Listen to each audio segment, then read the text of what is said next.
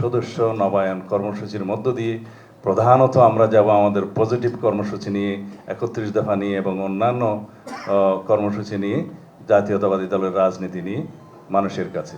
দ্বিতীয়ত, তাদের কাছে আমরা বলবো আওয়ামী লীগের বিরুদ্ধে যে শ্বেতপত্রটা প্রকাশিত হয়েছে সেটা আপনারা সবাই পড়ে যার যার মতো করে সেটা মানুষের সামনে দিবেন।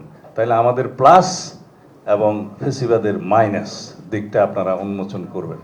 আর সামনের দিকে আমাদের দলে যাতে অনুপ্রাণিত হয়, বিশেষ করে এখানে যদি ছাত্রনেতৃবৃন্দ থাকে, আমি অনুরোধ করব যারা মেধাবী ছাত্র তাদেরকে দলের সদস্য হিসেবে নিয়ে আসার জন্য যথেষ্ট শ্রম দিবেন। আগামী দিনে তারাই আপনাদের দলের, সংসদের এবং রাজনীতির ধারক বাহক হবে। একজন মেধাবী ছাত্র যে ক্লাসের ফার্স্ট, সেকেন্ড বয়, থার্ড বয়, তাদেরকে যদি আপনারা অন্তর্ভুক্ত করতে পারেন, সে আপনাদের এই দলকে অনেক দূরে এগিয়ে নিয়ে যাবে।